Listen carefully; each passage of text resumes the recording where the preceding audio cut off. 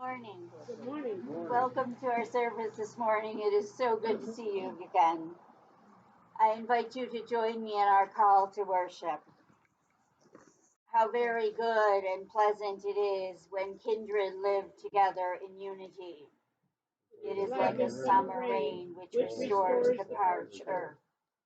It is like a cool breeze at the shore of a lake, at the top of a mountain, or through the crowded streets. God meets us here.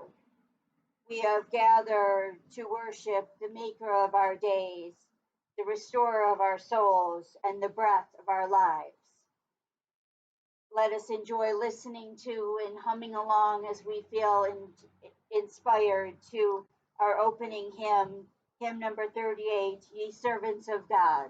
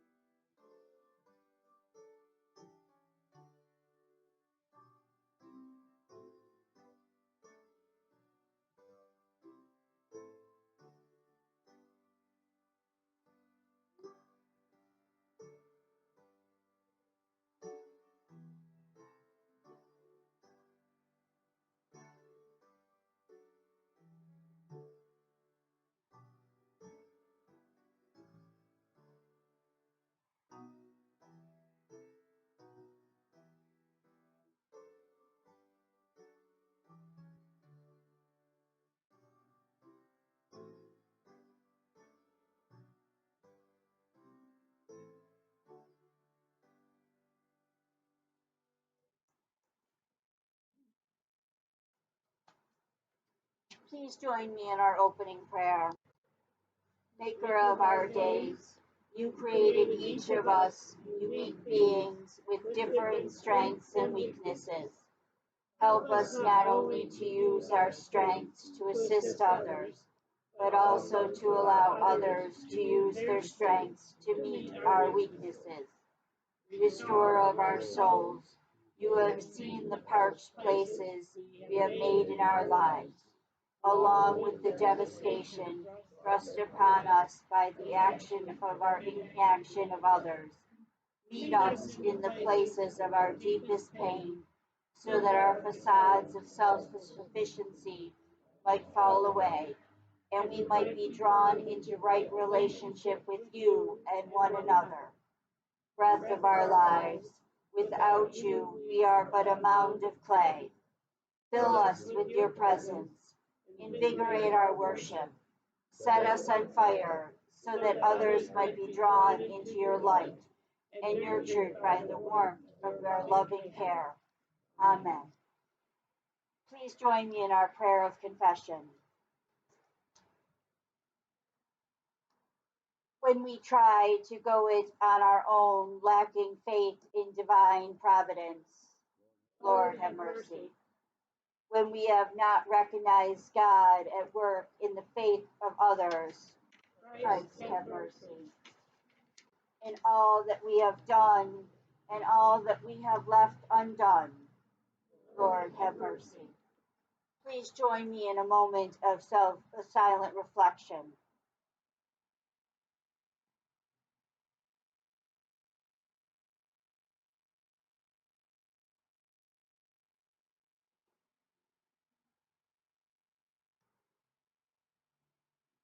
God calls each of us by name and cries out with tears of joy as we recognize God in our admission of need. Praise be to God. Amen. Please hum along to Surely the Presence as we get ready for our prayers.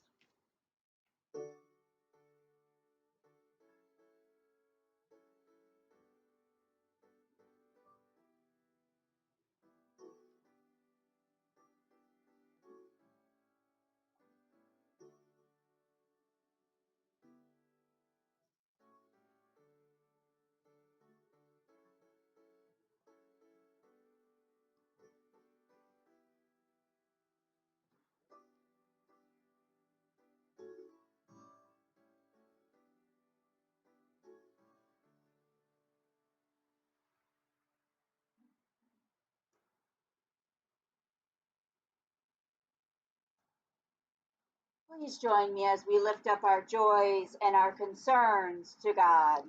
Let us pray. Blessed are you, O God, creator of the universe and giver of all good gifts to your children.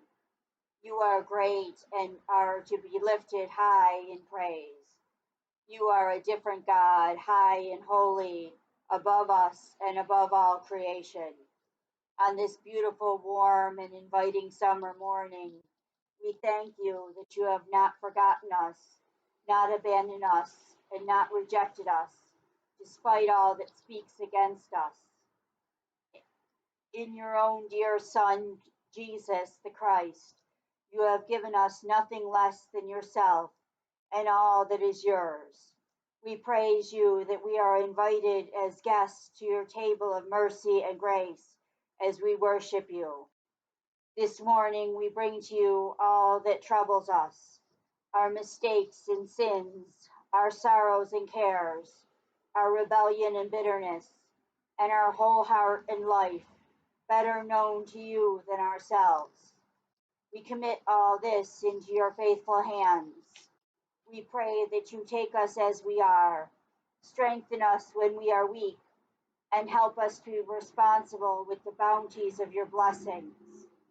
O God, let your loving kindness shine upon all whom we love, shine upon all who are suffering, upon those who are sick, and upon those who have experienced grief and loss. This morning we pray for the family of Ed, and we pray also for those who are celebrating. We know that you are with us during our joys, that you do not leave us when we are celebrating, but you are there right beside us. And this morning we pray with Dave on his birthday. Oh God, on this beautiful, warm,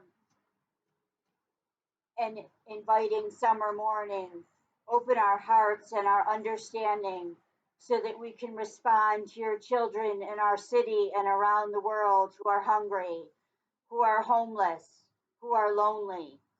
Open our hearts and our understanding so that we can respond to your children in our city and around the world who are up and out, who feel no need to trust your grace, and who are lost in their arrogance. Create in us a true spirit of humility and grace. Give to us and to all who worship this day what we need to become all that you have created us to be. We offer ourselves to you in the same spirit in which you have offered yourself to us. We offer ourselves to you, saying in the love of Jesus Christ, who taught his followers to pray, saying, Our Father, who art in heaven, hallowed be thy name. Thy kingdom come, thy will be done, on earth as it is in heaven. Give us this day our daily bread, and forgive us our debts, as we forgive our debtors. And lead us not into temptation, but deliver us from evil. For thine is the kingdom, the power, and the glory forever. Amen. The New Testament reading is from Hebrews chapter 12, verses 1 through 13. Therefore, since we are surrounded by so great a cloud of witnesses, let us also lay aside every weight and the sin that clings so closely, and let us run with perseverance the race that is set before us, looking to Jesus, the pioneer and perfecter of our faith, who, for the sake of that joy that was set before him, endured the cross, disregarding the shame, and has taken his seat at the right hand of the throne of God. Consider him who endured such hostility against himself from sinners, so that you may not grow weary or lose heart. In your struggle against sin, you have not yet resisted to the point of shedding your blood, and you have forgotten the exhortation that addresses you as children. My child, do not regard lightly the discipline of the Lord, or lose heart when you are punished by him. For the Lord disciplines those whom he loves, and chastises every child whom he accepts. Endure trials for the sake of discipline. God is treating you as children. For what child is there whom a parent does not discipline? If you do not have that discipline in which all children share, then you are illegitimate and not his children. Moreover, we had human parents to discipline us, and we respected them. Should we not be even more willing to be subject to the Father of spirits and life? For they disciplined us for a short time as seemed best to them. But he disciplines us for our good, in order that we might share his holiness. Now, discipline always seems painful rather than pleasant at the time, but later it yields the peaceful fruit of righteousness to those who have been trained by it.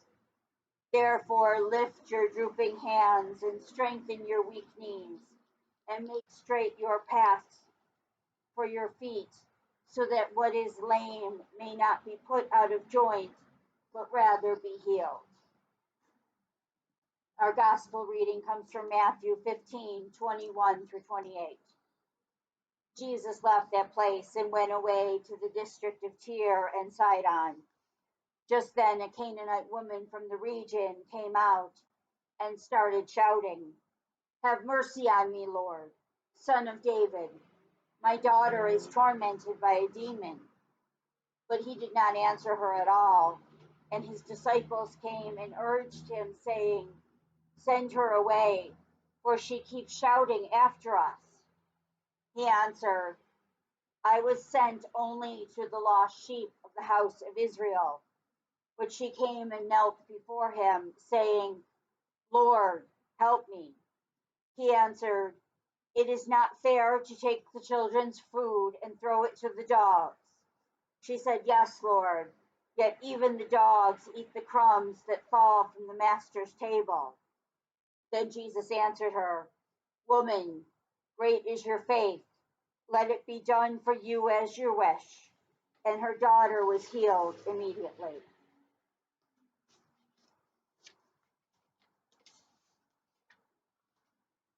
Some of you may remember the movie Dead Poets Society. The movie stars the late Robin Williams. He plays John Keating, a high school English teacher at an all-boys private academy who is committed to helping his students take advantage of life's opportunities. In one scene in the movie, Keating leads the class out into the foyer of the building, where old photographs of graduating classes from the decades past cover the walls. As the boys study the portraits of the classes who had graduated generations before them, Keating remarks that the men in those portraits were just like them, full of hope and ambition. Then he asks the class, did they wait till it was too late to realize their full potential? He tells the class that if they lean in close, they can hear a message from the pictures, the men in the pictures. So they lean in, and Keating whispers, "Carpe diem, carpe diem. Seize the days, boys. Make your lives extraordinary." Our reading from Hebrews 11 makes me feel like one of the kids in Keating's class. Except in this case, the writers of Hebrews is taking me on a field trip through what I would call the Hall of Faith. I see portraits of Abel, Enoch, Noah, Abraham, Moses, David, and Samson. I learn about the heroes of faith and the extraordinary things they did for God. As I take in this inspiring tour, it's as if these heroes are calling out to me, "Carpe diem, seize the day, make your life extraordinary for God." One can't help but be inspired by this text. It's a call for the church to Continue the good fight of the gospel. The winning witness of our heroes stirs us to persevere. Their stories remind us that we are not the first ones to run the race. Even though Abel died a martyr, his life still speaks today of his strengths. He was a man of faith, righteousness, and obedience. Enoch walked in the faith for 365 years of his life, and that made all the difference. No matter what happened, he trusted God. He obeyed God. Enoch did not keep silent about the sin around him. He is a testament to how we should live. God loved Enoch so much, he spared him the experience of death. Noah's story is familiar to us. Noah is one of the most important people in the Bible. In a world taken over by evil, violence, and corruption, he is presented as a righteous man, blameless among the people of his time. Not only that, he was the only follower of God left on earth. It is difficult to imagine such an unwavering faithfulness in the midst of total godlessness. But that is the lesson of Noah's story that teaches us to be faithful. Over and over again, the Bible states Noah did everything just as God commanded. His life of 950 years exemplifies obedience. Abraham, the founding father of the Jewish nation of Israel, was a man of great faith and obedience to the will of God. His name in Hebrew means father of a multitude. Originally called Abram or exalted father, the Lord changed his name to Abraham as a symbol of the covenant promise to multiply his descendants into a great nation that God would call his own. He was willing to sacrifice his son, God's test of his obedience. Moses, we know, was the miracle working leader chosen by God to take the Israelites out of Egypt more than 3,300 years ago. The greatest prophet who ever lived, Noah transcribed the Torah, also known as the 5 books of Moses, the foundational text of Judaism. He was not a great speaker. He left that to his brother, but he inspired the people of Israel to follow him. King David was a man of contrasts. At times, he was single-mindedly devoted to God, yet at other times he failed miserably, committing some of the most serious sins recorded in the Old Testament. We remember that he killed a man simply for love. And on the other hand, he left us with many Psalms attesting to his love of God. Samson is the biblical Hercules, a man of superhuman strength who nonetheless could not escape tragedy. He is the last of the major judges who led the Israelites, but he is hardly an ideal role model or savior. Samson breaks vows, marries outside the people of Israel twice, and functions more as a vigilante than a leader. Faithful saints before us have run some of the same races, fought fatigue, battled discouragement, and won. This text reaches out like a postcard from heaven and dares us to run the race to win. So, how do we run the race to win? How do we press on to victory? The writer of Hebrews is very specific about how we are to run the race. If we are wise, we will follow these directions. Step 1, the writer says to lay aside the weight of sin. Several years ago, the news media reported on a man who was deserted on a small Pacific island. A passing ship was prepared to rescue him, but he refused to go. It seems that while he was there, he acquired a pet monkey. which he was unwilling to leave behind, and the ship's regulations would not permit it on board the ship. Many of us treat sin this way. We've picked up bad habits and sins along the way. We know they weigh us down. We know they complicate things. We know they keep us from running the race swiftly, but we still hang on to them. And it is causing many of us to lose the race of faith. If we could throw it aside, we could run much faster. But too often, we do not take the weight of sin seriously enough to do anything about it. It is not very popular to preach about sin anymore.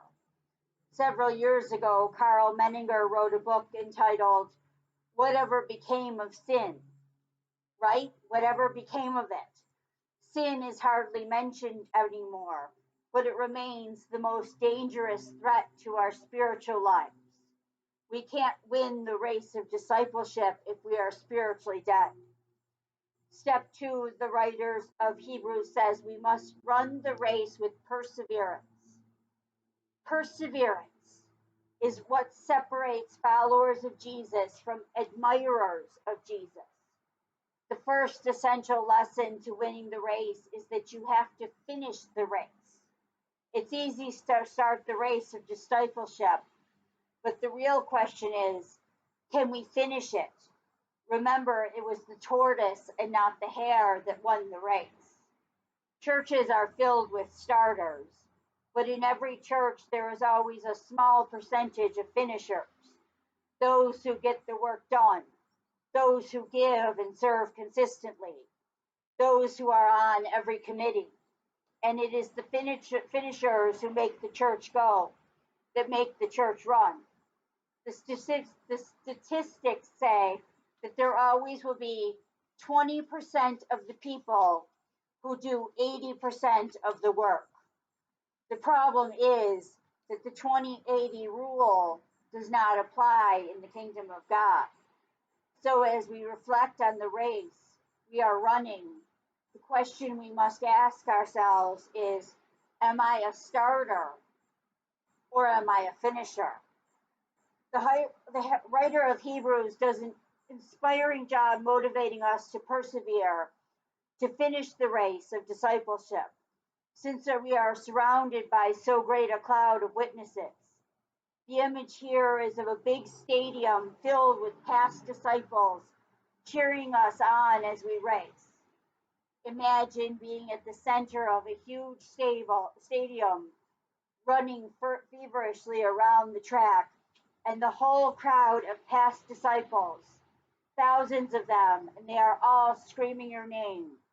You see Paul holding up a banner with your name on it. You see Abraham and Moses high-fiving, chanting your name. I don't know about you, but that motivates me. Let's be finishers. Step 3, the last thing the writers of Hebrews says is we must also look to Jesus. Not only must we finish the race, but we must also cross the right finish line. So what are we as Christians racing towards? What is our goal? What is our finish line? It is Jesus. Jesus, the author and finisher of our faith. Jesus, the Prince of Peace. Jesus, Emmanuel, God with us. Jesus, the Great Shepherd.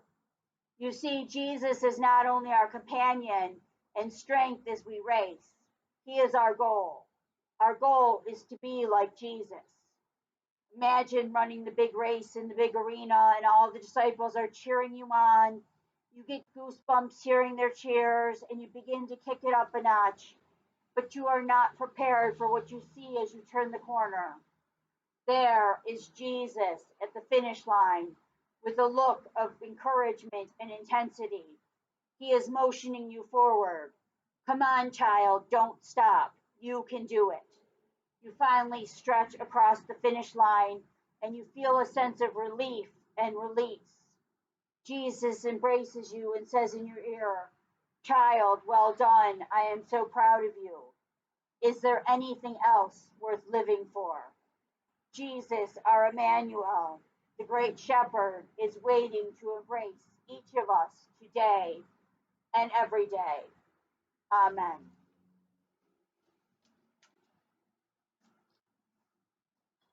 As God has so richly blessed us, let us return a portion of these blessings to God, asking these gifts may be used in service to others through the ministries and mission of this church. Let us receive our morning offering. And remember that we will hum the doxology as it plays.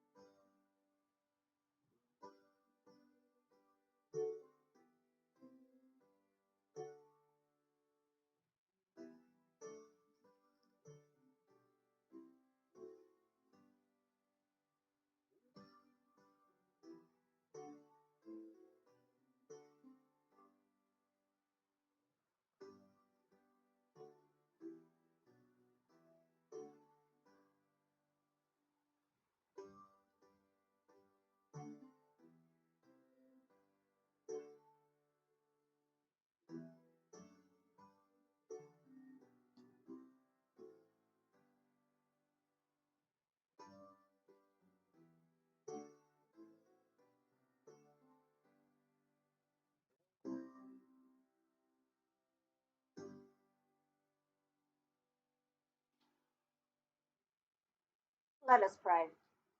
God of abundance and joy, we thank you for the many blessings you have poured on our lives. Receive these gifts, lovingly given, and bless them in your service. Amen. Are there any announcements this morning?